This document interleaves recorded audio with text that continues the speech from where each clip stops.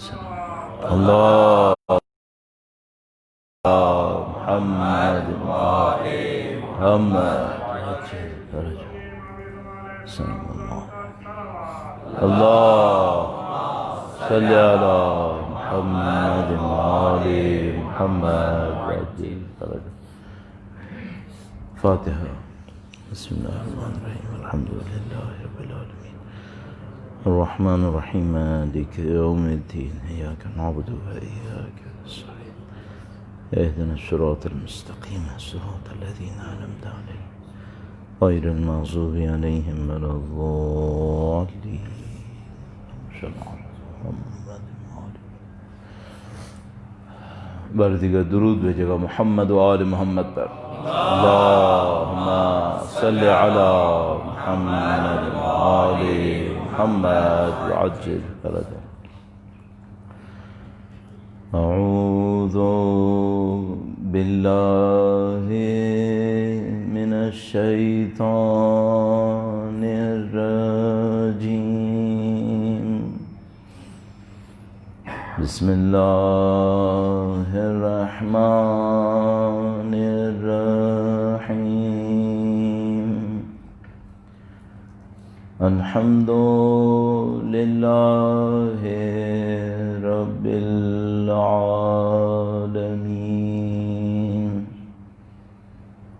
والصلاة والسلام علی سید الانبیاء والمرسلین حبیب الہ العالمین ابی القاسم محمد صلی علی محمد آل محمد وعلى آلہ الطیبین الطاہرین سیما بقیت اللہ فی الأراضین. قال اللہ تعالی فی کتابہ الکریم بسم اللہ الرحمن الرحیم. ام حسبت ان اصحاب الكهف والرقیم كانوا من آیاتنا عجبا. درود بھیجے گا محمد صلی علی محمد آل محمد وعجل فرجهم. خدا متعال کا انتہائی لطف ہے، انتہائی کرم ہے، خدا متعال کا احسان ہے. اس نے ہمیں اس دنیا کے انحرافات، اس دنیا کی نفس پرستیوں، مادہ پرستیوں، خدا متعال نے ہمیں سید الشہداء کی محبت نصیب فرمائی، سید الشہداء کی اس عزاداری کے اوپر بیٹھنا نصیب کیا. خدا متعال عظیم الشان نعمت ہے جو خدا متعال نے ہمیں تقریباً بغیر کسی قیمت کے نصیب کر دی ہے. اللہ کا شکر بجا لانے کے لیے اور اس دعا کے ساتھ کہ انشاءاللہ نسلاً بعد نسلاً قیامت تک ہماری تمام نسلوں کو اہل بیت کے چاہنے والوں میں قرار فرمائے، ان کے تابعداروں جانثاروں میں قرار فرمائے، نصرت کرنے والوں میں قرار فرمائے. انشاءاللہ ہمیں وقت کے امام کے ظہور کا دن دیکھنا نصیب فرمائے، ان کی نصرت اور اس راہ میں شہادت نصیب فرمائے انشاءاللہ. تمام دعاؤں کی قبولیت کے لیے، عزاداری کے مزید فروغ کے لیے، مزید سربلندی کے لیے، اس کی تقدس کی حفاظت کے لیے اور یہاں پر اہل بیت اطہار کی خاص نظر لطف کو حاصل کرنے کے لیے درود بھیجیں محمد و آل محمد پر. اللہم صلی علی محمد و آل محمد وعجل فرجهم. اس سے پہلے کہ عرائض پیش کروں، دو گزارشات آپ کی خدمت میں عرض کروں گا اور موضوع سے تعلق بھی نہیں ہے لیکن مفید شاید ہوں. پہلی بات تو یہ تھی کہ جب ہم خطبہ پڑھ رہے ہوتے ہیں تو آپ کیا سوچ رہے ہوتے ہیں یہ ہمیں نہیں پتہ. ظاہر ہم کوششیں کر رہے ہوتے ہیں سر جھکا کے خود کنسنٹریٹ کریں خطبے کے اوپر، لیکن میں ڈر یہ رہا ہوتا ہوں کہ انسان کا ذہن معمولاً فرار ہوتا ہے، بہت ادھر ادھر جاتا ہے. تو مثال کے طور پہ جب آئی کانٹیکٹ بھی نہیں ہے اور مثلا ہم نے سر جھکایا ہوا ہے اور ہم ایک پیٹرن کے اوپر ریپیٹڈ جملے پڑھیں گے تو شیطان ذہن کو گھمائے گا. تو یہاں پہ جو حضار ہوں گے یا سامعین ہوتے ہیں، ناظر دیکھنے والے ہوتے ہیں، تو ان کے ذہن کو شیطان کہیں لے جائے گا. تو اس سے بچانے کی خاطر میں آپ کی خدمت میں عرض کر رہا ہوں کہ آپ اپنے لیے کچھ اصول سے بنا کے رکھیں کہ بھئی جب مثلا مولانا خطبہ پڑھ رہے ہیں یا کوئی ذاکر خطبہ پڑھ رہے ہیں، خطیب کیا کرنا ہے، پہلے سے اپنے لیے بنا لیں اصول. کہ مثال کے طور پر میں اس دوران درود پڑھتا رہوں گا دل میں مثلا، یا مثلا اگر آپ کا ذہن ساتھ دیتا ہے تو مثلا جو جملے ادا ہو رہے ہیں اس کے مفہوم کو سوچتے رہیے. یہ سب پاکیزہ جملات ہیں، الحمدللہ ہے، نبی کے نام پہ درود ہے، آل کے نام پہ درود ہے، پاکیزہ جملات ہیں، ان کو سوچتے رہیے. تیسرا یہ ہو سکتا ہے کہ اس دوران میں آپ کوئی دعا مانگتے رہیے. خطبہ کا وقت جو ہوتا ہے یہ بڑا مبارک وقت ہوتا ہے، یہ اللہ کی برکتوں کے کھلنے کا وقت ہوتا ہے. یہ جو سورہ فاتحہ کو فاتحہ کہتے ہیں، ویسے تو ہم بچپن سے سنتے ہیں کہ فاتحۃ الکتاب ہے، یہ کہ یہ چونکہ قرآن کریم کھلے تو پہلی چیز جو آتی ہے وہ سورہ فاتحہ آتی ہے. اور فاتح دروازہ کھولنے کو عربی میں فاتحہ کہتے ہیں، کھولنا. ٹھیک ہے، تو فاتحۃ الکتاب، یوں تو ہم یوں کہتے ہیں کہ بھئی کتاب یہ قرآن کریم جس کو ہم مصحف تعبیر کرتے ہیں ٹرمنالوجی میں، اور اس کو کھولتے ہی جو سورہ پڑھی وہ فاتحۃ الکتاب ہو گئی. لیکن اس کے اندر ایک تھوڑی سی گہرائی لا سکتے ہیں آپ. خدا متعال کتاب اس قرآن سے زیادہ پوری کائنات کو فرماتا ہے. پوری کائنات جو خدا کی ہے یہ خدا کی کتاب ہے. اور یہ سورہ فاتحہ کیا کرتی ہے؟ یہ آسمانوں کے دروازے کھول دیتی ہے، یہ آسمانوں کے دروازے کھول دیتی ہے. تو یا مثال کے طور پر اگر کسی کو اللہ کی رحمتیں چاہیے تو وہ فاتحہ پڑھے، اللہ کی رحمتیں برسنا شروع ہو جاتی ہیں. آپ نے دیکھا ہم لوگ مجلس کے شروع میں جو فاتحہ پڑھواتے ہیں یہ کبھی ایصال ثواب کی ہوتی ہے، کبھی ایصال ثواب کی نہیں ہوتی. بھئی ابھی جب ہم نے فاتحہ پڑھوائی تو کیا ہم نے کہا کہ کسی کے ایصال ثواب کے لیے پڑھنی ہے؟ نہیں، صرف فاتحہ. کیوں مجلس سے پہلے فاتحہ کیوں ہے؟ اس لیے ہے کہ یہ جب فاتحہ پڑھی جائے تو معنویت کے دروازے کھل جائیں، اللہ کی رحمت برسنا شروع ہو جائے. پھر یہاں تو یہ خطبہ اسی کے تسلسل میں آتا ہے کہ جب اللہ کی طرف سے معنویت کے دروازے کھلے تو آپ نے خدا کے سامنے شکر بجا لائے کہ اے خدا تیرا شکر، الحمدللہ رب العالمین. پھر خدا متعال کو جو ہستی سب سے زیادہ عزیز ہے ان کا تذکرہ کیا، ان کی آل اولاد کا تذکرہ کیا.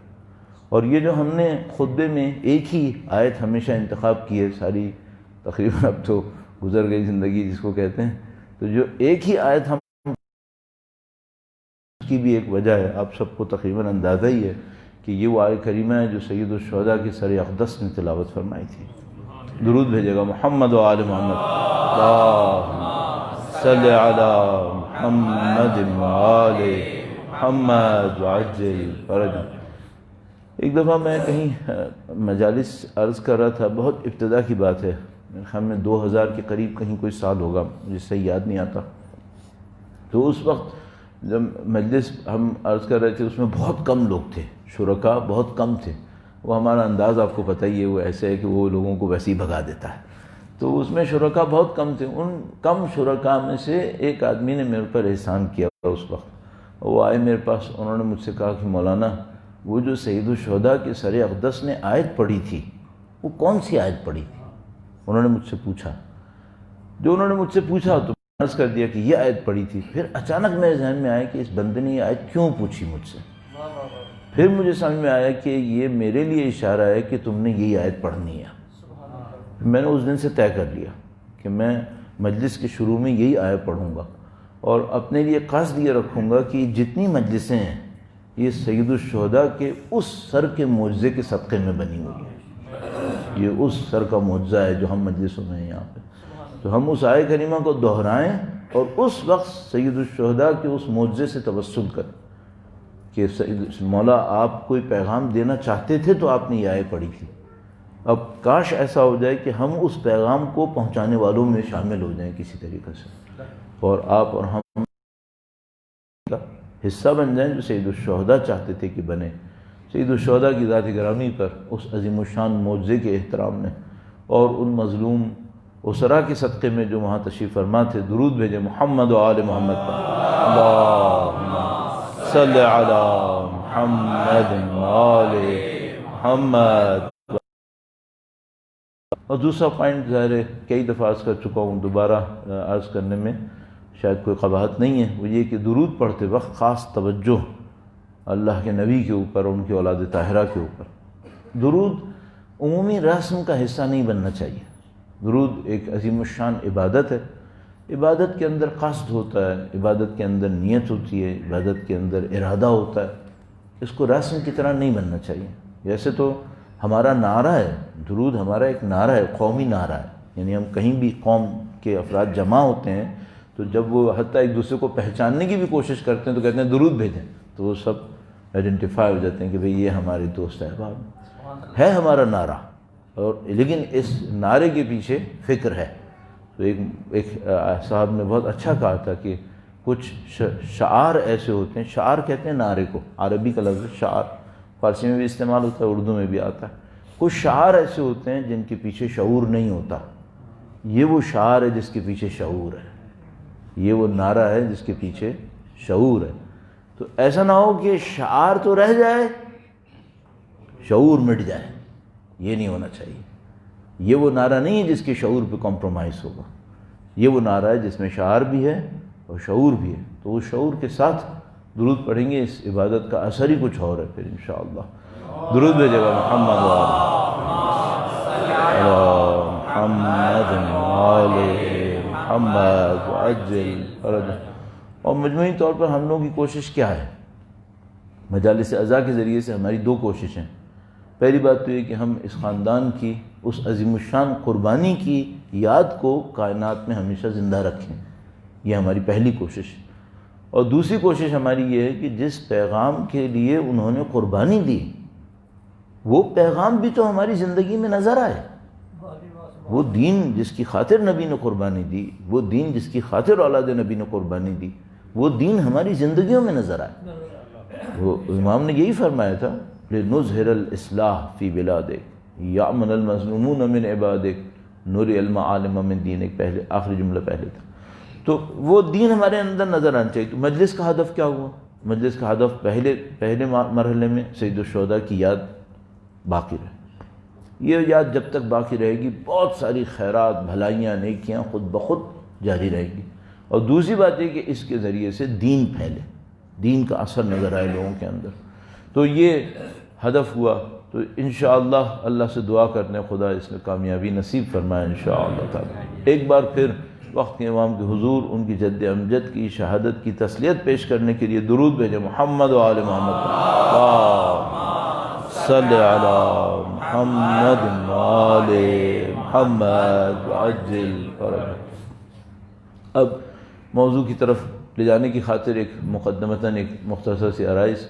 ہماری کوشش یہ ہوتی ہے کہ جو شروع کے عرائض ہوتے ہیں جس کے ذریعے سے ہم موضوع سے کنیکٹ کرتے ہیں، یہ عرائض عقائد کے بارے میں ہوں، کیونکہ دیکھیں ہمارے یہاں عقائد انڈیپینڈنٹلی ڈسکس نہیں ہوتا، بہت کم ڈسکس ہوتا ہے، بہت کم مجالس آپ نے خالص عقائد کے اوپر سنی ہوں گی، تو ہوتی ہیں لیکن بہت کم ہوتی ہیں۔ تو ہم کوشش یہ کرتے ہیں کہ جو شروع کے چند منٹس ہیں اس میں عقیدے کی کوئی بات آ جائے، بیچ میں ذرا ایک ڈیپتھ آ جائے۔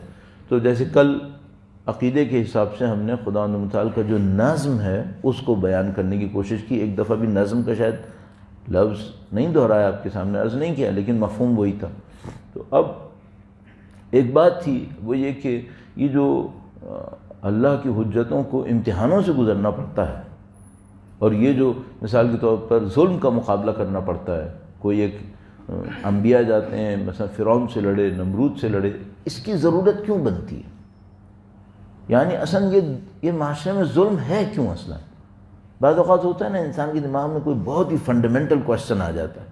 مثلا ہم نے پہلے عشرے کے اندر ایک اس موضوع پر عرائض پیش کیے کہ دنیا میں آزمائش ہے کیوں، امتحان ہے کیوں؟ نہ ہوتی آزمائشیں، نہ ہوتی امتحانات تو خدا نے امتحانات کیوں رکھیں؟ تو اس کے اوپر کافی تفصیل سے عرائض پیش کیے۔ تو اب یہاں پہ صرف ٹچ کرتے ہوئے وہ یہ کہ بھئی یہ جو اللہ کی حجتوں کو ظلم کا مقابلہ کرنا پڑتا ہے، نمرود کا، فرعون کا، سید الشہداء کو یزید کا سامنا کرنا پڑا، مولا امیر المومنین اللہ کے رسول کو بھی مختلف ظالموں کا، تو یہ اس کی بنیاد کہاں پر ہے؟ تو اس کی بنیاد ہے قرآن کریم میں ایک آیت نے اس کی بنیاد کو بیان کیا، فرمایا ان الانسان لیطغی ان رآہ استغنی، یقیناً انسان، بلکہ شاید تیسری دفعہ بھی یقیناً کہنا پڑ جائے کیونکہ وہاں پہ کافی تاکید آئی بھی عربی کے اندر، یقیناً انسان بغاوت کرے گا۔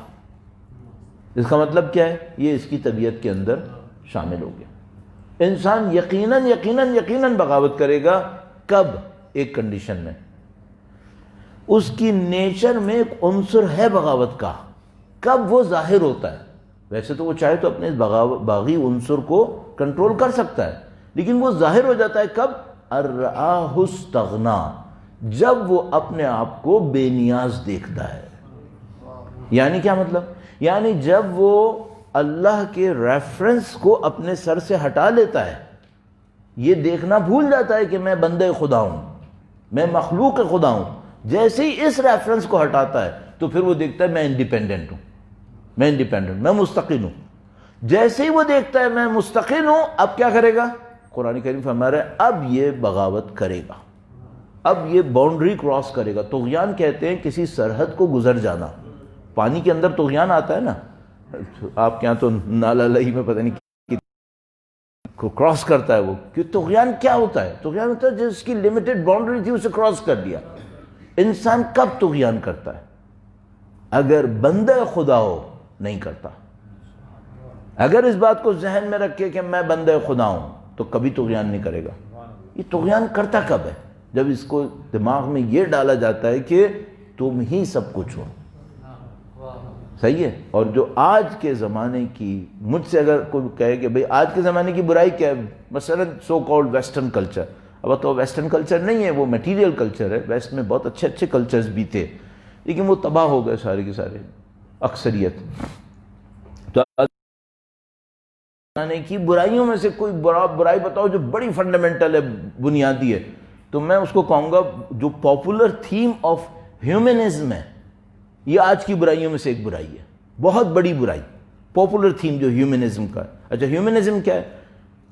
سو کالڈ جو انہوں نے اس کا انٹرپریٹیشن کی ہے، بہت مشکل ہے واقعاً۔ یہ فلسفے میں اور سوشل آئیڈیاز کے اندر ایک فکر کو لے کر چلنا بہت مشکل ہے، اتنے زیادہ اس کی انٹرپریٹیشنز ہیں، کوئی اس کا مطلب یہ لے گا، کوئی اس کا مطلب یہ لے گا۔ اگر میں آپ سے کہوں انسانیت، ہیومنزم کا ٹرانسلیشن میں کروں انسانیت، تو میں آپ سے کہوں انسانیت بری چیز ہے اچھی چیز ہے؟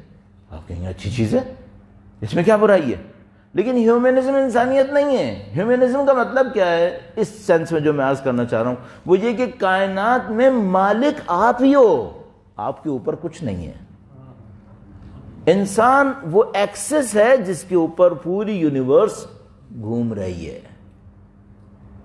یہ مطلب ہے اس کا۔ اوپر کچھ نہیں ہے جو تمہارے سر کے اوپر سپرویژن کرے، اوپر کوئی نہیں ہے جو تمہارے سے اکاؤنٹیبلٹی کرے، اوپر کوئی نہیں ہے جو تمہارے اوپر حکم چلائے، تم ہی سب کچھ ہو۔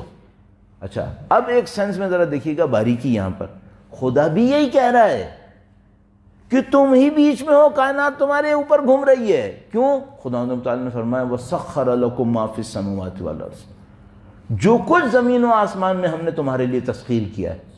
صحیح ہے؟ لیکن خدا کہتا ہے میں نے اس کے لیے تسخیر کیا ہے جو میرا بندہ ہے۔ صحیح ہے؟ اور یہ لوگ یہ کہہ رہے ہیں کہ یہ کائنات مسخر ہوئی بھی ہے اس بندے کے ہاتھوں جو کسی کا بندہ نہیں ہے۔ یہ ڈفرنس ہے یہاں پر۔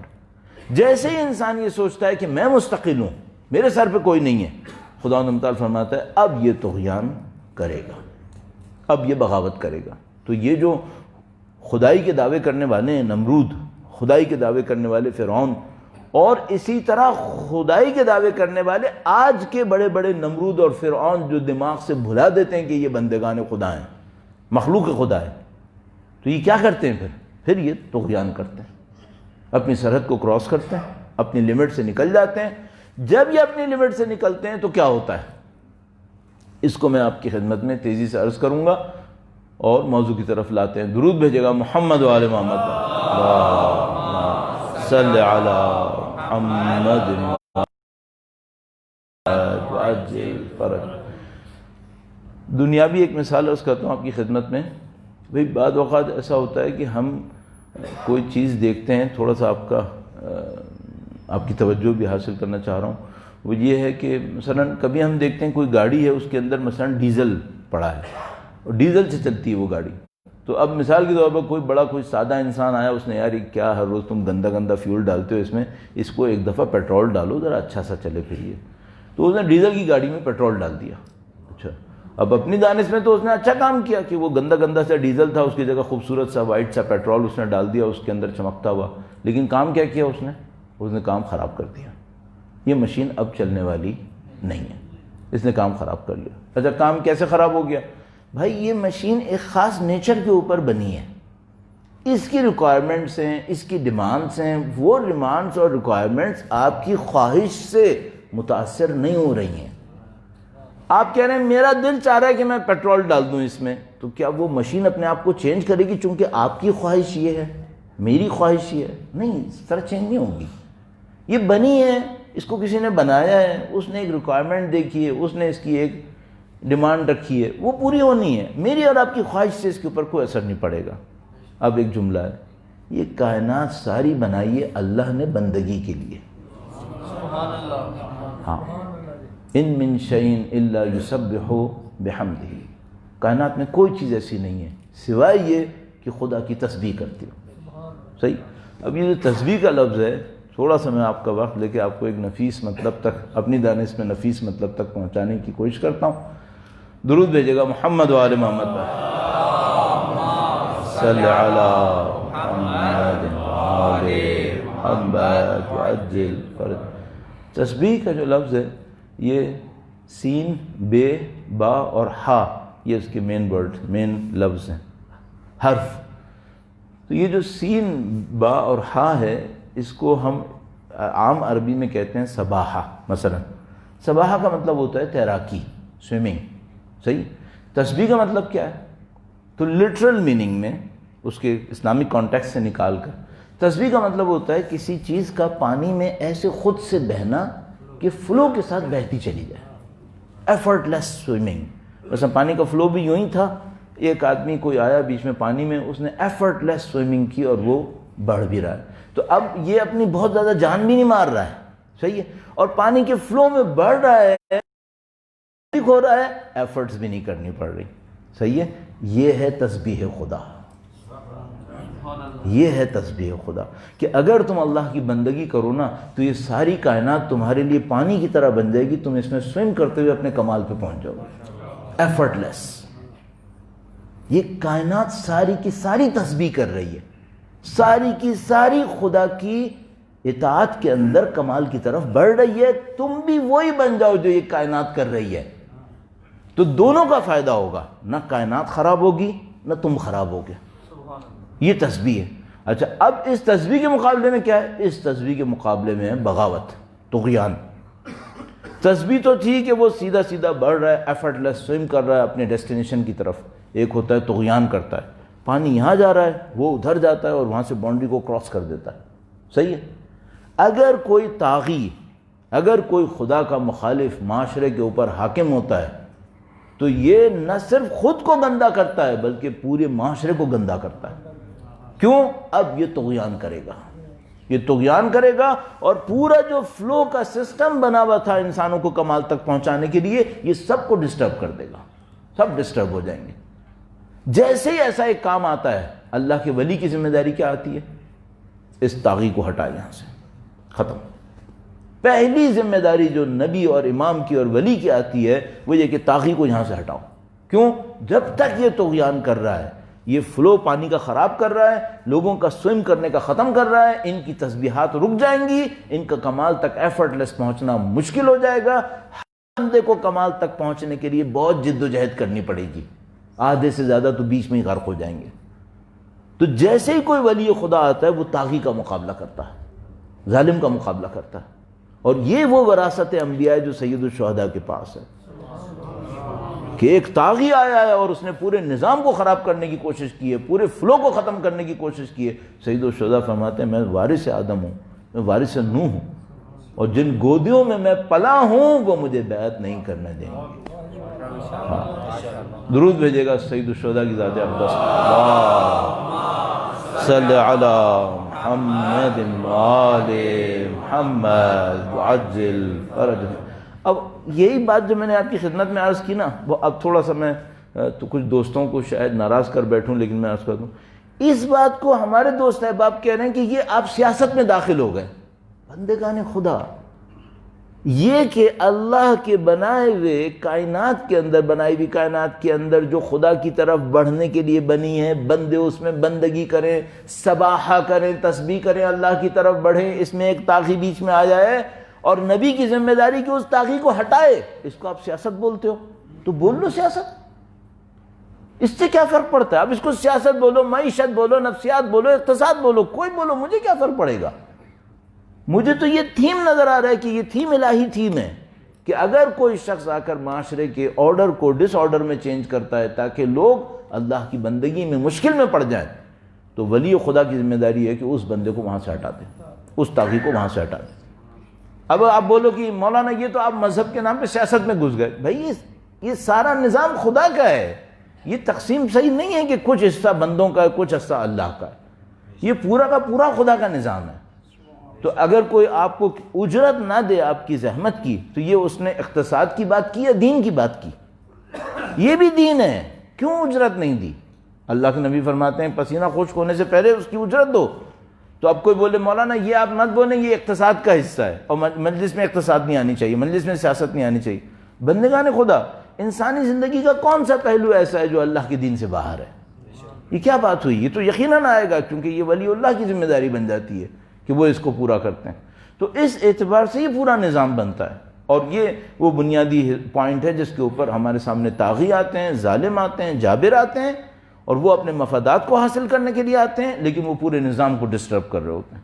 اس خاطر اللہ کی جو حجت ہوتی ہے وہ اس کا مقابلہ کرتے ہیں اور اس کو دوبارہ سے صحیح کرنے کی کوشش کرتے ہیں. اب یہ جو صحیح کرنے کی کوشش ہے، چند منٹس میں آپ کی خدمت میں اس کے اوپر عرض کروں گا. درود بھیجے گا محمد و آل محمد. صلی علی محمد و آل محمد وعجل فرجہ. ہم سب لوگ جانتے ہیں، اور ابھی یہ جو بارشیں ہوئیں اس کے بعد سے تو میرے خیال میں جو نہیں بھی جانتا ہوگا اس کو اچھی طرح پتہ چل گیا ہوگا، وہ یہ کہ بھائی ایک مشکل کا حل وہ ہوتا ہے جس کو ہم کہتے ہیں کاسمیٹک سولوشن. اوپر سے آپ نے کچھ کر دیا اور آپ نے کہا بھائی سب کچھ صحیح ہے. کب تک یہ کاسمیٹک سولوشن چلتا ہے؟ جب تک کوئی چیلنج نہ آئے. اور جیسے ہی کوئی چیلنج آئے گا ساری کہانی کھل جائے گی. ہمارا کراچی جو ہے وہ کاسمیٹک سولوشن کی بہترین مثال ہے، جس کو پتہ نہیں بیچارے کو کب سے کیا ہو رہا ہے. پاکستان میں تقریباً ہر جگہ یہی ہو رہا ہے، لیکن وہاں چونکہ وہ آبادی زیادہ جمع ہو گئی اور وہاں پر بارشیں بھی کوئی 70-80 سال کا ریکارڈ ٹوٹ گیا، تو اس نے وہ سارے کاسمیٹک سولوشنز کا بھانڈا پھوڑ دیا اس نے. اچھا یہ ایک طریقہ ہوتا ہے حل کرنے کا. اچھا اس سے بھی بدتر ہوتا ہے، وہ کاسمیٹک سولوشن بھی دل سے نہیں کیا ہے، وہ بھی نمائش کی خاطر کیا ہے. کم سے کم کاسمیٹک سولوشن ہی دل سے کر دو. چلو کچھ نہیں کر سکتے، یہ کام تو دل سے کر دو. یہ بھی دل سے نہیں کیا ہے، یہ بھی نمائش کے لیے کیا ہے. کیا مطلب؟ نمبر بنانے کے لیے، اپنے کھانے پینے کے وہ بنانے کے لیے، امکانات بنانے کے لیے کہ چلو اس کے نام پہ کچھ کر لیں گے، وہ بھی دل سے نہیں کیا. اچھا اب میں آتا ہوں، معاشرے میں جو مشکلات ہوتی ہیں کاسمیٹک سولوشن سے حل ہو جاتی ہیں کیا؟ بھائی یہ جو میٹیریل لائف کا انفراسٹرکچر ہے یہ کاسمیٹک سولوشن سے حل نہیں ہوتا ہے. یہ بھی کبھی نہ کبھی اپنے آپ کو دکھا دیتا ہے. میں پھر ایک دنیاوی مثال عرض کرتا ہوں. درود بھیجے گا محمد و آل محمد. اللہم صلی علی محمد و آل محمد وعجل فرجہ. ایک زمین ہے، ہلکی زمین ہے. ایک دفعہ ایک جگہ گیا امریکہ میں ایک دوست کے گھر پہ، تو دوست کے گھر میں جو جہاں پہ ہم بیٹھے تو کامن ایریا، اس کے اور بیڈ روم کی چھت میں 3-4 انچ کا فرق آیا ہوا تھا، نیچے آئی ہوئی تھی. میں نے اس کو دیکھا، میں نے کہا بھائی یہ کیا ہو رہا ہے؟ یہ کامن کی چھت جو ہے وہ یہ یا کامن کی چھت نیچے تھی یا بیڈ رومز کی چھت نیچے آئی ہوئی تھی، باہر ڈفرینس آیا ہوا تھا. میں نے کہا یہ کیا ہو گیا؟ کیا نا مولانا یہ بڑی عجیب داستان ہے. یہ امریکہ کی بات کر رہا ہوں میں، ٹیکسس کی. تو اس نے کہا جو ڈیولپر تھا نا اس نے لوز ارتھ کے اوپر ہمارے گھر بنائے تھے، لوز ارتھ کے اوپر بنائے تھے، کمپیکشن صحیح کی نہیں اس نے، اور کمپیکشن صحیح نہ کرنے کے بعد اس نے ڈکلیئر یہ کر دیا کہ یہ کمپیکٹڈ ارتھ ہے، صحیح ہے۔ اب ہم لوگوں کو جو بعد میں بنانے والے کنسٹرکٹر ڈیولپرز تھے، انہوں نے اس زمین کو زمین سمجھا، نیچرل ارتھ سمجھا کہ بھئی اس کی ایک وہ ہوتی ہے، ہولڈ کرنے کی طاقت ہوتی ہے، اس کے اوپر ہم نے گھر بنائے۔ بعد میں پتہ چلا کہ پارشلی تو نیچرل تھا اور پارشلی جو تھا وہ اس نے آرٹیفیشلی اس کو کمپیکٹ کیا تھا، لیکن تو کتنے سال بعد یہ بات پتہ چلی؟ کہنے لگا مولانا تقریباً 15 سال کے بعد، صحیح ہے۔ دنیاوی معاملے میں بھی اگر کسی نے ڈنڈی ماری ہے، آج چھپ جائے گا، 5 سال چھپ جائے گا، کبھی نہ کبھی نکل آئے گا، کبھی نہ کبھی پتہ چل جائے گا، صحیح ہے۔ ایک دفعہ میں دوسری مثال دوں میں اپنی کنسٹرکشن کی مہارتیں آپ کو بتانے کے لیے، تو بہرحال میں انگلینڈ میں ایک دفعہ گیا، میرے شوق میں سے ایک شوق ہے، میں قلعے جا کے دیکھتا ہوں، پرانے قلعے، پرانے چرچز۔ تو میں قلعہ دیکھنے گیا ڈرہم کے اندر، وہ میرے خیال میں تقریباً کوئی 900 سال پرانا تھا۔ ان کے قلعوں میں ایک اچھی بات ہے جس کی وجہ سے اس کا پریزرویشن اچھا ہے کہ وہ کبھی لوٹے نہیں ہیں اس طرح سے، جیسے ہمارے قلعے ہیں، تقریباً ہر قلعہ ہمارا کبھی نہ کبھی ہسٹری کے اندر دشمن کے ہاتھوں لوٹا ہے۔ یہ جو شاہی قلعہ ہے تو پتہ نہیں کتنی دفعہ لوٹا ہے۔ اسی طرح مثلا وہ شیر شاہ سوری والا قلعہ جو چیلم کے نزدیک کہاں پر، وہ بھی لوٹا ہے۔ کئی قلعے ہمارے یہاں تقریباً سبھی لوٹے ہیں، ان کے ہاں کچھ قلعے ایسے ہیں جو کبھی نہیں لوٹے دشمن کے ہاتھوں، یعنی کبھی شکست نہیں ہوئی وہاں پر، اس کی وجہ سے وہاں پر پرانی چیزیں رکھی ہوئی ہیں۔ تو وہ بہرحال اس نے وہاں پر انہوں نے ایک اسٹیئر کیس دکھایا، اور انہوں نے بتایا کہ یہ اسٹیئر کیس جب بنا تھا تو اپنے زمانے کے دینی معجزوں میں سے تھا۔ جس نے بنایا تھا وہ کوئی پادری تھا، تو وہ یہ کہتا تھا میں نے اس کو دعا دی ہے، اس کی وجہ سے یہ نہیں گرتا ہے۔ اچھا، وہ اسٹیئر کیس کیسا تھا کہ جو دیوار سے حصہ لگا ہوا تھا وہاں تو دیوار سے سپورٹ تھی، جو دیوار کے ادھر والا حصہ تھا اس کے نیچے اس نے پلر نہیں لگایا تھا، پلر نہیں لگایا تھا۔ اب وہ اس نے ظاہر ہے اس زمانے کے حساب سے معجزہ بنتا تھا کہ اسٹیئر تو بنی ہوئی نہیں ہے اور وہ کھڑا ہوا ہے، ٹرک ظاہر ہے سب کو معلوم ہو سکتا ہے یہ۔ بہرحال وہ تقریباً کوئی 60 70 سال 80 سال کتنے سال کے بعد اس نے جب لڑکنا شروع کیا تو لڑکے نہیں، تو وہ جو رائٹ سائڈ تھی جہاں پر وہ نیچے گرا تھا اس کے اوپر جالی لگی ہوئی تھی لکڑی کی، تو جب میں اس کو نوٹ کر رہا تھا تو میں نے دیکھ لیا جالی میں گیپ آ رہا ہے، اوپر نیچے بیچ کے اندر تقریباً آدھا پونا انچ کا گیپ تھا۔ وہ انہوں نے کلرنگ بہت اچھی کی تھی لیکن گیپ تھا وہاں پہ۔ تو وہ جو گائیڈ تھیں ان کو میں نے کہا کہ مجھے یہ سمجھ میں نہیں آ رہا یہ گیپ کیوں ہے۔ پھر اس نے ساری کہانی سنائی کہ بھائی یہ اصل مسئلہ یہاں پہ یہ تھا۔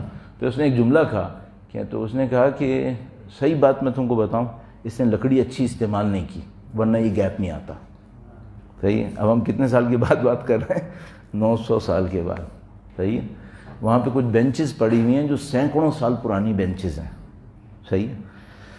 آپ دنیا میں بھی چھپانے کی کوشش کریں گے نا، یہ نہیں چھپے گا، کبھی نہ کبھی نظر آ جائے گا، اور یہ جب پتہ چلتا ہے نا تو اس وقت سمجھ میں آتا ہے کہ بنانے والا اتنا اچھا تھا لیکن یہاں اس نے کام خراب کیا ہے۔ سوسائٹی کی خرابی چھپتی ہے کیا؟ نہیں۔ 10 سال 20 سال 40 سال، اگر لکڑی کی خرابی 600 سال بعد کھل سکتی ہے نا تو شاید سوسائٹی کی خرابی 1000 سال بعد کھلے گی، لیکن کبھی نہ کبھی سامنے آئے گی۔ جب اب خدا کا جو ولی ہوگا، خدا کی جو حجت ہوگی، وہ کاسمیٹک سولوشن نہیں لائیں گے، نہیں، وہ ان کو پتہ ہے کہ یہ 600 سال بعد کھلے گا تب بھی حرف میرے اوپر آئے گا پھر، اور میں اللہ کا نمائندہ ہوں، میرا معاملہ نہیں ہے، اللہ کا نمائندہ ہوں میں، اللہ کے اوپر حرف نہیں آنے دوں گا۔ وہ کوئی ایسا کام نہیں کریں گے جو انسانوں کو بعد میں پتہ چلے کہ یہ کام صحیح کام نہیں تھا۔ میں ایک مثال عرض کرتا ہوں، درود بھیجے گا محمد و آل محمد پر، صلی علی محمد آل محمد وعجل فرج۔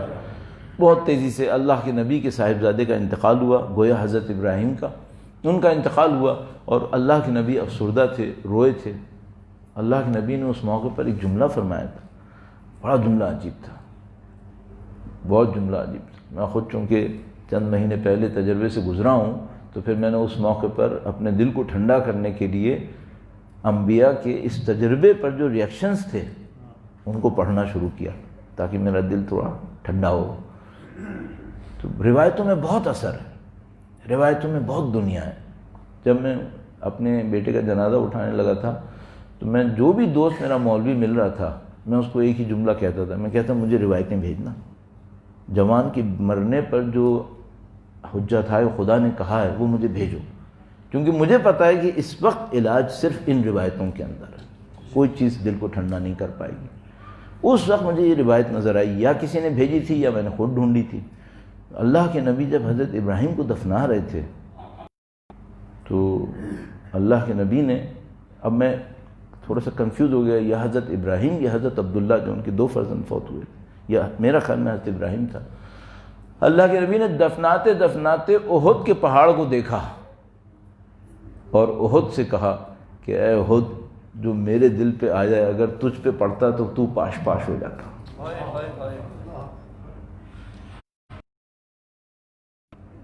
نبی کی ذات پر، نبی کی عظمت پر، نبی کے غم میں شریک ہونے کے لیے، تسلی کے لیے درود بھیجیں. محمد و آل محمد صلی علی محمد و آل محمد عجل فرج. اللہ کے نبی نے ایسے فرمایا کہ اگر وہ تیرے اوپر پڑتا جو میرے اوپر پڑا تو پاش پاش ہو جاتا، تو نہیں رہ سکتا تھا. البتہ اللہ کے نبی کا تو حوصلہ بہت عجیب تھا. انسان نے قرآن کریم اس قلب مقدس پہ نازل لو انزلنا هذا القرآن على جبل لرأيته خاشعا متصدعا من خشية الله. یہ اللہ کے نبی کا حوصلہ. اس میں ایک مطلب یہ ہے کہ اے نبی یہ جو قرآن ہے اس کو پہنچانا اتنا سخت ہے، اتنا سخت ہے، دینی پڑیں گی کہ اگر پہاڑ جیسا بھی ہونا تو چکنا چور ہو جائے گا. دیں اللہ کے نبی نے قربانیاں؟ نہیں دیں. آج تک دے رہے ہیں، آج تک دے رہے ہیں اللہ کے نبی قربانیاں. کیوں؟ اولاد اپنا ہی حصہ ہوتی ہے اور اللہ کے نبی کی اولاد آج تک قربانیاں دے رہی ہے. اولاد نبی کا ہی حصہ ہے، وہ قربانیاں دے رہے ہیں. وقت کے امام کے غم کو ہم پہچان سکتے ہیں کیا؟ کائنات کا غم ان کے قلب مقدس پر ہے، کائنات کا صبر ان کے قلب مقدس کے اندر ہے. وقت کے امام کے حضور ادائے احترام کے لیے، ان کی فرما برداری کی تجدید عہد کے لیے درود بھیجیں. محمد و آل محمد صلی علی محمد و آل محمد عجل فرج. حضرت ابراہیم کا جب انتقال ہوا تو اللہ کے نے اٹھایا اور اتنا شدید غم تھا جس کا اظہار بھی فرمایا اللہ کے نبی نے. اسی موقع پر چاند گرہن یا سورج گرہن ہوا تو کسی نے کہا کہ اے اللہ کے نبی آپ کے غم میں چاند گرہن ہوا، سورج گرہن ہوا. اچھا، یہ واقعہ اندازاً لگا لیجئے یوں ہی آسانی کے لیے تقریباً 600 عیسوی میں ہوا. صحیح، 600 AD 600. اچھا، اس وقت چاند گرہن اور سورج گرہن کے بارے میں جو انسانوں کی انڈرسٹینڈنگ تھی وہ بہت ہی نیچے تھی، زیادہ اطلاعات نہیں تھیں. فکشنز اور متس لوگوں کے دماغ میں تھے لیکن ریالٹی نہیں تھی. صحیح. یہ جو آج ہمارے پاس کانسیپٹ ہے یہ تقریباً کب آیا ہے؟ یہ تقریباً آیا گیلیلیو کے بعد، تقریباً 16th سینچری کے اندر یہ پتہ چلا کہ بھئی یہ جو چاند گرہن ہوتا ہے، سورج گرہن ہوتا ہے، یہ کیا ہوتا ہے. ٹھیک ہے، کتنا ٹائم ہے اس وقت اس وقت میں؟ تقریباً 1000 سال. صحیح. اگر اللہ کے نبی کہہ دیتے کہ ہاں یہ میرا غم ہے، نعوذ باللہ تعالی، اگر خاموش رہ جاتے، صحیح ہے، 1000 سال تک لوگوں کو پتہ نہیں چلتا کہ یہ غم تھا یا کیا تھا. 1000 سال تک. اچھا، 1000 سال کے بعد بھی جب گیلیلیو نے اور دوسرے لوگوں نے بتایا کہ بھائی چاند گرہن ایسے ہوتا ہے، سورج گرہن ایسے ہوتا ہے، تو ہم ڈاؤٹ میں رہتے کہ یہ کہہ رہا ہے صحیح ہے، وہ جو نبی نے کہا وہ صحیح تھا. صحیح. 1200-1300 سال اس میں چلے جاتے. 1300-1400 سال کے بعد جا کر ہمیں یہ پتہ چلتا کہ بھائی بات کچھ اور تھی. صحیح ہے. البتہ ہماری جو ناقص انڈرسٹینڈنگ ہے ابھی بھی ہمیں صحیح نہیں معلوم ہے، یہ میں آپ کو بتا رہا ہوں. ابھی بھی جو کچھ ہم سمجھ رہے ہیں 100% ہے، شاید کل پتہ چلے نہیں بھائی کچھ اور چیزیں اس میں انوالو تھیں. لیکن اگر اللہ کے نبی نہ کہتے تو 1200 سال تک تو کوئی مسئلہ ہی نہیں تھا. اللہ کے نبی نے برداشت نہیں کیا، کہا نہیں یہ کچھ اور ہے، میرے ابراہیم کا غم کچھ اور ہے، یہ معاملہ کچھ اور ہے. اس سے ہمیں کیا درس مل رہا ہے؟ آپ کو اگر کوئی چیز اچھی لگ رہی ہے نا دین کے نام پر، اسے دین سے جوڑنا نہیں۔ دین کی قیمت اپنی جگہ پر ہے، آپ کی اور میری پسند ناپسند اپنی جگہ پر۔ ہاں، نہ دین میں ایڈیشن کرو نہ دین میں سبسٹریکشن کرو، جو دین ہے وہ دے دو، یہ اللہ کا دیا ہوا ہے جو حکمت والا ہے۔ ہم لوگ اپنی حکمتوں سے اس کے اندر ایڈیشن سبسٹریکشن کرتے رہیں گے، دین خراب ہوتا رہے گا، اس کا بہت برا اثر ہوگا ہمارے اوپر۔ درود بھیجے گا محمد و آل محمد، صلی علی محمد آل محمد وعجل فرج۔ اللہ کے اولیاء، اللہ کے نبی، اللہ کے امام کاسمیٹک چینج نہیں لاتے، کاسمیٹک سلوشن نہیں دیتے، بلکہ وہ جائیں گے اور دیکھیں گے ڈیپتھ، جو بنیادی ترین حل ہے، وہ بنیادی ترین حل کیا ہے۔ کئی دفعہ اس مثال کو آپ کی خدمت میں عرض کر چکا ہوں، آپ کا بالکل وقت نہیں لوں گا، آج ویسے بھی میں نے پیرافریز میں کافی عرائض پیش کیے ہیں۔ تو مثال کے طور پر ایک معاشرے کے اندر چوری ہو رہی ہے، تو کوئی سمجھے گا کہ حل یہ ہے کہ ان کو امیر کرو، تو پھر چوری نہیں ہوگی۔ احمقانہ حل ہے، امیر زیادہ بڑی چوری کرتا ہے غریب کے مقابلے میں، اس کے پاس چانس زیادہ چوری کرنے کا ہوتا ہے۔ تو جو چوریاں دنیا میں بڑی کی ہیں لوگوں نے، وہ غریبوں نے نہیں کی ہیں، وہ امیروں نے کی ہیں۔ آپ کے پاس جو لسٹڈ کمپنیز میں سب سے بڑا فراڈ ہوا ہے ریکارڈ کے اندر، وہ اینڈرون کمپنی کا تھا۔ اینڈرون کمپنی کا فراڈ کیا غریبوں نے کیا تھا؟ وہ ان اکاؤنٹنٹس نے کیا تھا جن کی ایکسپرٹیز کے اوپر دنیا سر جھکا رہی تھی اکاؤنٹس کے، ان لوگوں نے یہ فراڈز کیے تھے اور پورے لوگوں کی زندگیوں کو ڈبو دیا اس کے اندر۔ تو یہ حل نہیں ہے۔ تو حل کہاں پر ہے؟ حل یہ ہے کہ پولیس لگاؤ، قانون سخت کرو، چوری کی سزا دو، یہ کرو وہ کرو، اس سے حل ہوگا۔ اس سے صرف یہ ہوگا کہ اب زیادہ اسکلڈ پرسن چوری کرے گا۔ افریقہ میں قانون ہے، اگر کوئی چور پکڑا جائے گا اسے آگ لگا دی جائے گی۔ ٹرائبس کے اندر رول ہے، چور پکڑا جائے گا آگ لگا دی جائے گی۔ پول سے باندھتے ہیں، پول کے اوپر ٹائر ڈالتے ہیں، ٹائر میں آگ لگا دیتے ہیں، دیٹس اٹ۔ تو کسی پاکستانی کوئی فورمین تھا ایک کارخانے کے اندر، وہاں چور پکڑا گیا، اس کو جناب علی اسی کے دوستوں نے جو کل تک اس کے ساتھ کام کر رہے تھے کھڑا کیا، آگ لگا دیا۔ اس نے کہا بھائی میں مالک ہوں۔ فورمین نے مالک کو اطلاع دی کہ بھائی تمہارے کارخانے کے اندر یہ ڈرامہ ہونے والا ہے۔ وہ آیا فوراً، اس نے کہا بھائی میں مالک ہوں، سب کو تنخواہ دیتا ہوں، میں اس کو چھوڑ رہا ہوں۔ انہوں نے کہا بھائی ایسا ہے آپ سائڈ میں ہو جاؤ، یہ ہمارا معاملہ ہے، یہ ہمارا ٹرائبل کسٹم ہے، ہم اس کو پورا کریں گے۔ انہوں نے کہا کہ یہ بتاؤ جو تم لوگ سزا دے رہے ہو، تم میں سے کوئی ہے جو چوری نہیں کرتا؟ ہمیں معلوم ہے تم سب لوگ چور ہو۔ تو انہوں نے کہا معاملہ یہ نہیں ہے، اس کو سزا اس بات کی مل رہی ہے پکڑا کیوں گیا ہے، ہمیں معلوم ہے ہم سب چوری کرتے ہیں، لیکن ہم اس کو سزا اس بات کی دے رہے ہیں۔ تو کیا مطلب؟ آپ چوری کی سزا لاؤ تو اس کا مطلب کیا ہوگا؟ اسکلفل چوریاں ہوں گی، زیادہ سے زیادہ یہ ہوگا۔ اچھا ڈیپتھ کہاں پر ہے؟ ڈیپتھ یہ ہے کہ سب سے پہلے یہ بتاؤ چوری کر کیوں رہا ہے؟ کر کیوں رہا ہے؟ آپ کہو گے بھوکا ہے پیٹ بھرنے کے لیے کر رہا ہے، تو امیر کیوں چوری کر رہا ہے؟ اس کا مطلب چوری کا ریزن کوئی اور ہے۔ آپ کہو گے اس کے اندر جناب علی پیسے کمانے کی خواہش ہے، اس کے اندر ہرس ہے، اس وجہ سے چوری کر رہا ہے۔ تو جو پہلے زمانے کے لوگ تھے ان میں ہرس نہیں تھی کیا؟ اب کہیں نہیں ان میں نہیں تھی۔ ان میں ہرس کیوں نہیں تھی؟ کیا وہ انسان نہیں تھے؟ ہاں تھے انسان، تو ہرس کیوں نہیں تھی ان کے اندر؟ کیونکہ عزت پیسے پہ نہیں ملتی تھی، عزت انسانیت کے ناطے ملتی تھی۔ عزت کے لیے پیسے کی ضرورت نہیں تھی۔ اگر میری جیب میں کچھ بھی نہیں ہے، میرے پلے کچھ بھی نہیں ہے، لوگ پھر بھی مجھے عزت کرتے تھے اگر میرا کریکٹر اچھا تھا۔ آج مصیبت یہ ہے کہ میں ولی اللہ بھی ہوں گا اور اگر میری شان و شوکت نہیں ہے تو کوئی میری عزت کرنے والا نہیں ہے، خاندان بھی پوچھنے والا نہیں ہے۔ بزرگ ہے، متقی ہے، پرہیزگار ہے، اس کے مقابلے میں اس کا ایک شاید تھرڈ جنریشن کا بچہ ہوگا، اگر وہ دولت مند ہوا تو خاندان پہ وہ رول کرے گا۔ تو اصل کہانی کہاں سے شروع ہوئی؟ اصل کہانی یہ شروع ہوئی کہ آپ نے دولت کے نام پہ عزت دینا شروع کی ہے، اور یہ وہ چیز ہے جس میں ہم سب شریک ہوئے ہیں۔ ہم سب شریک ہوئے ہیں کیونکہ میرے پاس یہ ہے لہذا کوئی میری عزت کرے۔ یہ دیکھ لو جو ہر روز کلپس آتے رہتے ہیں، فلاں نے دولت کی بیس پہ یہ کیا یہ کیا یہ کیا، اور میں کیا بولوں، کہاں بیٹھ کے کیا بول رہا ہوں، تو سب کچھ یہی ہو رہا ہے۔ جب تک یہ ہو رہا ہے چوری ہوگی یا نہیں ہوگی؟ ہوگی۔ اب جب خدا کا نظام آتا ہے تو اس کو حل کیسے کرتا ہے؟ حل کیسے کرتا ہے؟ تو یہ جو میں نے کہا کہ بھئی یہ سولوشنز ہیں، کیا یہ سولوشنز نہیں ہیں؟ یہ سب جز وقتی سولوشنز ہیں، پارٹ آف سولوشن ہیں، یہ پورا سولوشن نہیں ہے، فنڈامنٹل نہیں ہے۔ اب میں آپ کی خدمت میں مثال عرض کروں گا مولا امیر المومنین کے مثلا اقدامات کیا ہیں اس سلسلے میں. درود بھیجے گا محمد و آل محمد کا. صلی علی محمد و آل محمد وعجل فرج. مولا کے زمانے میں ہم سب کو معلوم ہے کہ طبقاتی نظام بن چکا تھا، کلاسز بن چکی تھیں، دولت کے انبار لگ چکے تھے، غریب غریب ہو چکا تھا، امیر امیر ہو چکا تھا، اور بیت المال کا ٹھیک ٹھاک کرپشن اس زمانے کے اندر جاری تھا.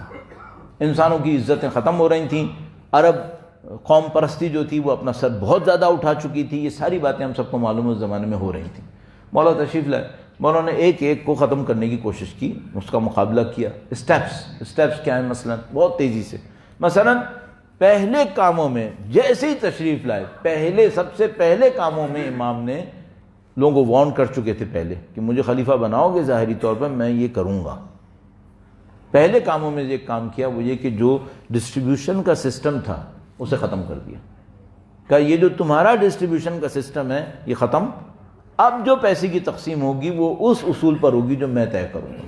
صحیح ہے، پیسے کی تقسیم کو عادلانہ کیا، یہ پہلا کام تھا.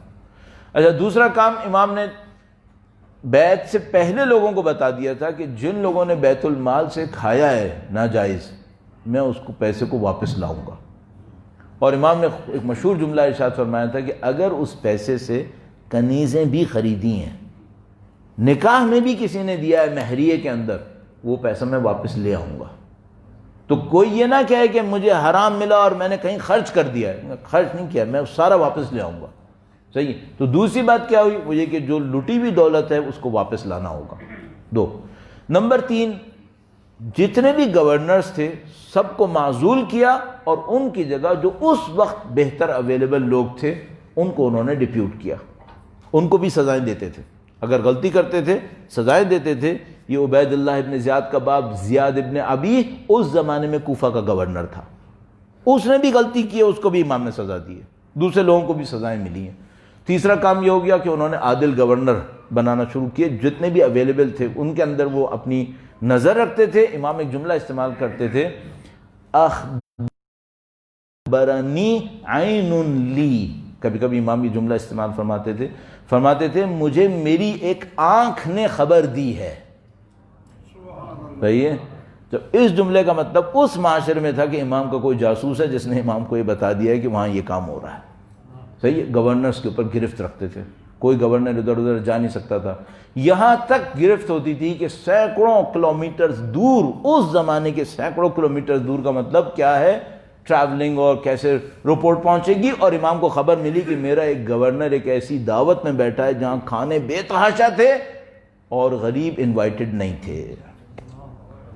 گرفت کر لی، کہا تم بیٹھے کیسے وہاں پر، کیوں بیٹھے تم ایسے ایک دسترخوان کے اوپر جہاں بہت کھانا تھا، بہت لگژری تھی وہاں پہ، اور غریب وہاں پہ انوائٹڈ نہیں تھے، تمہارا کیا کام تھا وہاں پہ جانے کا. اس پہ بھی گرفت ہے. صحیح ہے. اب مجھے نہیں پتا ہماری کون کون سی دعوتیں امام کے جاسوس چیک کر لیں گے کہ یہ دعوت ہوئی ہے، غلط دعوت ہوئی.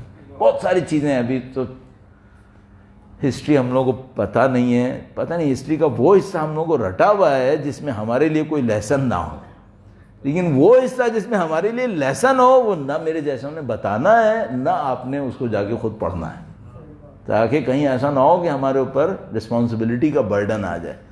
تو جناب علی امام نے تقسیم نئی شروع کی، پرانی دولت کو واپس لانے کی بات کی، گورنرز نئے اپوائنٹ کیے، ان کے اوپر بھی جاسوس بٹھائے، گلیوں گلیوں گشت کرتے تھے، دن کے وقت میں رات کے وقت میں خبر گیری کرتے تھے. یہ سب باتیں ہو گئی. اب میں ایک سوال پوچھتا ہوں آپ سے، یہ جتنے بھی سولوشن ابھی تک میں نے آپ کی خدمت میں عرض کیے ہیں، ان میں سب سے فنڈامنٹل کون سا تھا؟ آسانی کی خاطر وقت ختم ہو رہا ہے، ابھی میں نے عرض نہیں کیا. سب سے بنیادی حل یہ ان میں سے کوئی بھی نہیں تھا. یہ سب حل تھے جو امام نے اس زمانے کے لیے کیے تھے. سب سے بنیادی حل کیا تھا؟ سب سے بنیادی حل تھا نہج البلاغہ. کیوں؟ اس میں تو کوئی ایک بھی تعزیرات حکومتی کا ذکر نہیں. اس میں کیا ہے؟ اس میں امام نے فرمایا کہ تم لوگ دنیا کے دھوکے میں مت آؤ، تم لوگ آخرت کے بندے بنو. یہ سب سے اہم حل تھا. نہج البلاغہ کے خطبے، کلمات اور مکتوبات کم از کم 80% اس زمانے کے ہیں جب امام ظاہری حاکم ہیں. صحیح ہے. اور اس میں زیادہ تر گفتگو اس بات پہ ہے کہ تقوی اختیار کرو، دنیا کے دھوکے میں مت آؤ، آخرت پہ توجہ دو، حقوق کی ادائیگی ایسے ہوگی، یہ سب باتیں. ایک حاکم مشکل کو حل کرنے کے لیے یہ حل بتا رہے ہیں، یہ فنڈامنٹل حل ہے، یہ سب سے بڑا حل ہے. وہی جو میں نے ابھی آپ کی خدمت میں عرض کیا، چوری کو حل کرنا ہے تو کہاں سے حل ہوگی؟ دولت کے نام پہ عزت مت دو، چوریاں حل ہو جائیں گی، کرپشنز حل ہو جائیں گے. تو اگر چاہتے ہو کہ معاشرے میں سے فساد ختم ہو تو کیا کرو؟ دنیا پرستی کی دوڑ کو روک لو. جیسے ہی دنیا پرستی کی دوڑ رکے گی اسی وقت معاشرے کے اندر اصلاح آنا شروع ہو جائے گی. اچھا، اب یہ دنیا پرستی کی دوڑ کیسے ہوتی ہے؟ بہت معذرت کے ساتھ چند جملے عرض کروں گا. درود بھیجے گا محمد و آل محمد پر، صلی علی محمد و آل محمد وعجل فرجہم. میں اپنا نیا گھر بنانے والا ہوں. مثلا اب میں نے اپنا نیا گھر بنانے کی کوشش کی تو میرے پاس 2-3 راستے ہیں. ایک راستہ تو یہ ہے کہ میں نیڈ بیس کنسٹرکشن کرواؤں کہ بھئی میری ضرورت یہ ہے، مجھے فنکشن بیس، مجھے یہ فنکشن چاہیے، اس فنکشن کے اندر ایک مثال کے طور پر مجھے ایک خوبصورتی بھی چاہیے. فنکشن بیس ہے میرا اور اس کے اوپر ایک مجھے خوبصورتی بھی چاہیے، ایک بیلنسڈ کنسٹرکشن ہو، یہ سب باتیں. اچھا، دوسرا اسٹائل یہ ہے کہ میں شروع یہاں سے کرتا ہوں، بلڈنگ ایسی ہو جو لوگوں کو پتہ چلے کہ ایک بلڈنگ ہے. صحیح ہے. یہ دوڑ کون سی ہے؟ یہ مادہ پرستی کی دوڑ ہے. یہاں سے دوڑ شروع ہوئی ہے. کیوں؟ آپ نے بلڈنگ کس لیے بنانی تھی؟ رہنے کے لیے تھی نا. یہ شو جمانے کا ذریعہ کیوں بنی ہے؟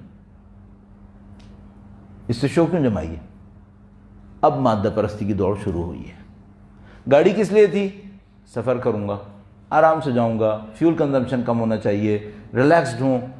اس بات کے لیے کب سے بنی کہ اس سے سوشل اسٹیٹس ڈکلیئر ہوگا. اب مادہ پرستی شروع ہو گئی ہے. کپڑے کس لیے تھے؟ ساتر ہونے چاہیے، مجھے آرام دیں.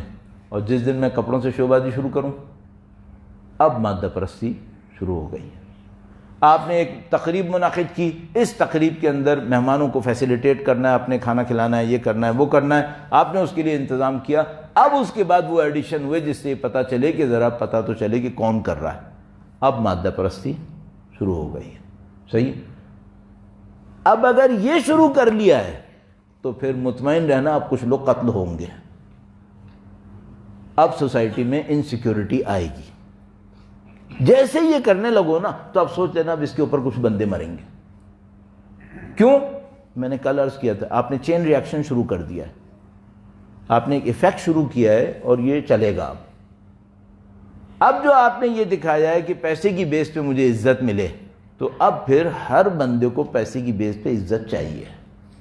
اور پھر وہ پیسہ حلال سے آئے یا حرام سے آئے، گردن کاٹ کے آئے یا کما کے آئے، وہ نہیں دیکھنے والا. پھر غلطی آپ کی تھی اور میری تھی، ہم نے کیوں اس کے ذریعے سے اپنی عزتوں کو حاصل کرنے کی کوشش کی. تو اب آپ کہیں بھئی عزت پھر کیسے ملتی ہے؟ عزت ملتی تھی اللہ کی بندگی میں، اسی پہ قانے رہتے. اللہ کی بندگی پہ قانے رہتے. نہیں شوبازی ہوتی تو کیا ہوتا؟ اسی پہ قانے رہتے. کیوں آگے گئے اس میں؟ چونکہ اس میں آگے گئے ہو، یہ دیکھو کہاں پہنچ گیا. اور یہ وہ پوائنٹ ہے جو امام بار بار نہج البلاغہ میں کہہ رہے تھے کہ بھائی تم لوگ دنیا کے بندے مت بنو، آخرت کے بندے بنو. پورے دین کا اگر ہم سے طالب علم ہونے کے ناطے مجھ سے کوئی پوچھے بھائی یہ پورا دین آتا ہے، یہ کیا سکھانے کے لیے آتا ہے؟ دو باتیں عرض کروں، صرف 2 باتیں جو مجھے سمجھ میں آتی ہیں. اللہ کے بندے بنو، اللہ کے بندے بنو. دوسری بات یہ بتاتا ہے آخرت کی تعمیر کرو. بس بندے تم اللہ کے بنو، آخرت کی تعمیر کرو. اس کے مقابلے میں کیا ہے؟ دنیا کے بندے بنو اور دنیا کی تعمیر کرو. جس دن آپ کو اور میرا فوکس اللہ کے بندہ، آخرت کی تعمیر، جس دن میرا اور آپ کا فوکس یہ ہے، معاشرے کی اصلاح شروع ہو گئی. اور جس دن میرا اور آپ کا فوکس میں مستقل ہوں اور مجھے دنیا بنانی ہے، بس معاملہ ختم ہو گیا. اب یہاں سے خرابی شروع ہو گئی. صحیح. اب آپ خود سوچ لینا ہم لوگوں کا کنٹریبیوشن اچھائی میں ہے یا ہمارا کنٹریبیوشن بگاڑ کے اندر ہے. اور جتنا ہمارا کنٹریبیوشن جس چیز میں ہے اسی کے ساتھ ہمارا محشور ہونا ہے، اسی کے ساتھ ہمارا حشر ہے، اسی کے ساتھ ہمیں محشور کر دیا جائے گا. نعوذ باللہ تعالیٰ غلط نہ ہو جائے. بس درود بھیجیں محمد و آل محمد پر. اللہم صلی علی محمد و آل محمد وعجل فرج. تو آج کی دنیا آپ نے دیکھ لی. عرض کیا کہ بھئی قساوت قلب آئی بھی ہے، لوگ حتیٰ گردنیں کاٹنے پہ کوئی تعامل نہیں ہو رہا ہے، یہ سارے کام ہو رہے ہیں. تو بھئی یہ سب کیوں ہو رہا ہے؟ اس کی وجہ یہ ہے کہ دنیا، یہ جو بندے ہماری آبادی ہے، یہ ابنائے دنیا میں تبدیل ہو گئی ہے، دنیا کی اولادوں میں تبدیل ہو گئی ہے. اگر یہ ابنائے آخرہ رہیں، آخرت کی اولاد رہیں، یہ سب نہیں ہونے والا. پھر اب آپ کی مرضی ہے. ہم لوگوں کے ساتھ جو ایک دھوکہ چل رہا ہے وہ یہ ہے کہ میں چند دعائیں پڑھ لوں، چند نمازیں پڑھ لوں، چند اعمال انجام دے دوں تو یہ جو میری دنیا پرستی ہے یہ اللہ بخش دے گا. ہم یہ سوچ رہے ہیں کہ یہ جو ہماری دنیا پرستی یہ اتنا بڑا کرائم نہیں ہے، یہ چھوٹا سا جرم ہے. تھوڑی سی دنیا پرستی اگر میں نے کر بھی لی تو چھوٹا سا جرم ہے، یہ اس سے چل جائے گا معاملہ. ہمارے پاس روایتوں کے اندر ہے کہ حرام ہے کہ جس کی زندگی شہوات کی تکمیل میں گزرے خدا اپنے قدس میں اپنی جوار رحمت میں اس کو جگہ دے دے. حرام ہے جس کی زندگی شہوات کی تکمیل میں گزر رہی ہو، یعنی کیا مطلب؟ خواہشیں پوری کرنا ہے، صرف اس میں زندگی گزر رہی ہو، فرمایا خدا اس کو اپنی جوار رحمت میں جگہ دے دے. نہیں، یہ نہیں ہونے والا، اس سے نکلنا پڑے گا. اور میں نے بتا دیا اس کا اثر صرف جوار رحمت پہ نہیں ہوگا، دنیا پہ بھی ہوگا، دنیا بھی ختم ہو جائے گی. آخری جملہ اس سلسلے میں ایک روایت عرض کروں اور چند جملے مصائب کے عرض کروں گا، اور انشاءاللہ خدا نصیب فرمائے کہ ہم ہدایت کے راستے پہ چلیں اور باقی رہیں. درود بھیجیں محمد و آل محمد. صلی علی محمد و آل محمد وعجل فرج. ایک روایت آپ کی خدمت میں عرض کر رہا ہوں، اس کی تفصیل مجھے عرض کرنی تھی لیکن اب وقت ختم ہوا تو اس روایت کو صرف عرض کر رہا ہوں بیک اس کا، تاکہ یہ ایک بیس بن جائے جس کے اوپر کل انشاءاللہ عرائض پیش کریں گے انشاءاللہ تعالی. امام نے فرمایا، مولا امین المومنین سے روایت ہے، درود بھیجیں محمد و آل محمد. صلی علی محمد و آل محمد وعجل فرج. میں نے عرض کیا تھا نا کہ روایتوں میں ذخیرے ہیں، روایتوں میں خزانے ہیں ہمارے پاس. یہ روایت ایسی ایک روایت ہے بہت سادہ. پھر اگر میں آج سے 36 سال پہلے جب میں طالب علم بنا کوئی میرے سامنے یہ روایت رکھتا تو شاید مجھے کچھ سمجھ میں نہیں آتا، اور میں یہ کہتا کہ یہ ان ہزاروں روایتوں میں سے ہے جن میں جو ہمارے پاس ہیں. ظاہر ہے ان ہزاروں میں سے تو ہے، لیکن اس کی ایک یونیکنیس ہے کیونکہ اس کے اندر ایک قانون ہے، اس قانون کا تعلق ہماری زندگی سے ہے. ایسی روایتیں سب سے قیمتی ہیں جن میں یہ سوشل قانون مل جائے ہمیں. چونکہ میں خود سوشل سائنس کا اسٹوڈنٹ ہوں تو مجھے سمجھ میں آیا ہے کہ یہ کتنی بڑی طاقت ہے کہ ہمیں کوئی سوسائٹی کے قوانین سکھا دے. اور یہ قوانین کوئی ہمیں ڈیکارٹ فلاں فلاں نہیں سکھا سکیں گے. ظاہر ہے ان سب لوگوں کی اپروچ لمیٹڈ ہے، ہمیں سیکھنا اسی منبع وحی سے ہے جو اہل بیت کے ہاتھ میں ہے. امام نے فرمایا، من حاول امرا بمعصیت اللہ. صرف روایت عرض کروں گا کل اس کے اوپر بیان. اور مجھے بعض وقت ڈر یہ ہوتا ہے کہ میں ایسا عرض کروں تو کوئی کہے کہ نہیں اس کی اتنی اہمیت نہیں ہے. ابھی اس کو رکھ لیں، کل انشاءاللہ اس کے اوپر تفصیل سے عرض کروں گا، صرف روایت سن لیں. فرمایا، من حاول امرا بمعصیت اللہ، جو کوئی چاہے کسی کام کو اللہ کی معصیت سے انجام دے. بھئی مجھے کمانا ہے، دو راستے ہیں، حلال سے کماؤں، حرام سے کماؤں. مجھے معذرت زیادہ مثلا مجھے شہرت لینی ہے، دو راستے ہیں، شوبازیاں کروں یا اللہ سے کہوں مجھے شہرت دے. دو راستے، ہمیشہ دو راستے ملیں گے آپ کو ہر کام کے لیے. صحیح ہے. من حاول امرا بمعصیت اللہ، اگر کوئی شخص یہ چاہے کہ کسی کام کو اللہ کی معصیت کے ذریعے سے انجام دے، فہو افوت لما یرجو، تو جس کو چاہ رہا ہے اس کو بہت تیزی سے ہاتھ سے کھوئے گا.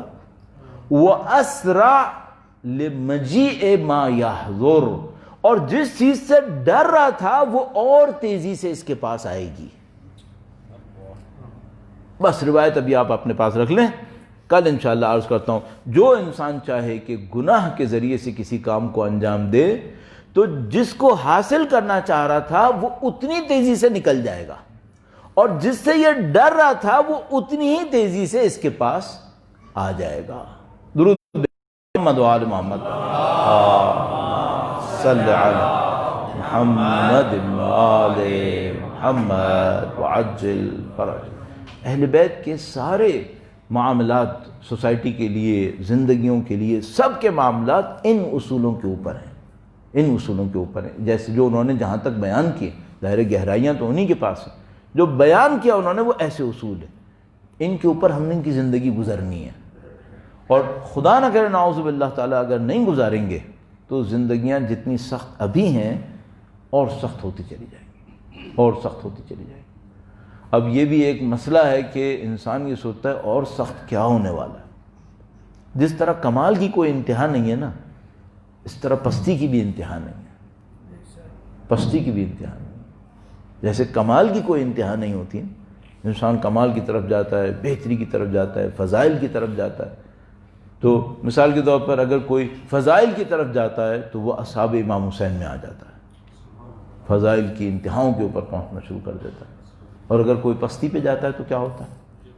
یا اللہ, پھر تو جو کچھ وہ کرتا ہے وہ حتیٰ اس قابل نہیں ہوتا کہ انسان کسی بھی ریفرنس میں اس کو بول سکے کہ کیا کیا اس نے, نہیں بتا پاتا انسان. یعنی مثال کے طور پر اللہ اکبر, یہ مجھے شاید مصائب کے کسی بہت خاص وقت میں کہنا چاہیے تھا, لیکن میں اس کو ابھی صرف اس انداز میں عرض کر سکتا ہوں کہ میں اس کو مصائب میں نہیں لا پاؤں گا, میرے اندر طاقت نہیں ہے اس بات کی. پھر وہ سید الشہداء کے مظلوم جسم سے کچھ چرا یہ کلائی بھی کاٹ سکتا ہے. اللہ اکبر.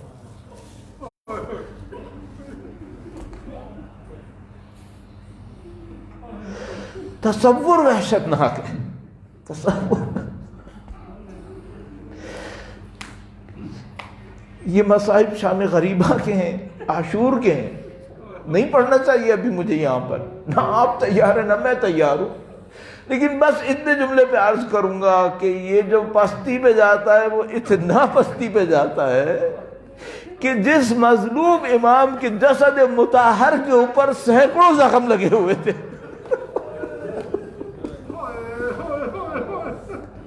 جس جسد اطہر کو اللہ کے رسول چوما کرتے تھے اس کے اوپر سینکڑوں زخم پہلے سے لگے ہوئے تھے. اس لعین نے کچھ چوری کرنے کے لیے سید الشہداء کا ہاتھ کاٹا ہے. عزیزو, اس جسم پہ کتنے زخم تھے, کتنے زخم تھے.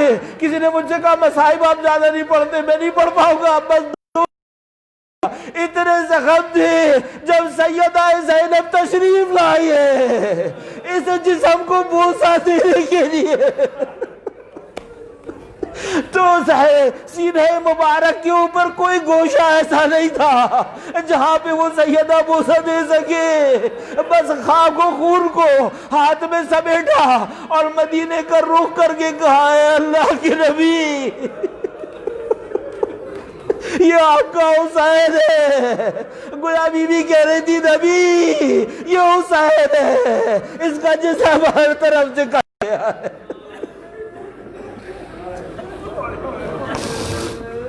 الا لعنت اللہ علی القوم الظالمین وسيعلم الذين ظلموا أي منقلب ينقلبون. پروردگارہ تجھے واسطہ نبی اولاد نبی کا, تجھے سید الشہداء کی مظلومیت کا واسطہ ان کے وارث کے ظہور میں تعجیل فرما, ہمیں ان کے ظہور کا دن دیکھنا نصیب فرما, ان کی نصرت اور اس نصرت کی راہ میں شہادت نصیب فرما. حجت خدا کے نام پہ ہمارے بیماروں کو شفا نصیب فرما, ہمارے مرحومین کی مغفرت فرما, ہم سب کو اہل بیت کی خاص شفاعتیں اور شفقتیں نصیب فرما, ظہور امام کا دن دیکھنا نصیب فرما. ربنا تقبل منا انك انت السميع العليم وتب علينا انك انت التواب الرحيم بجاه نبيك وعترته الطاهرين. اللهم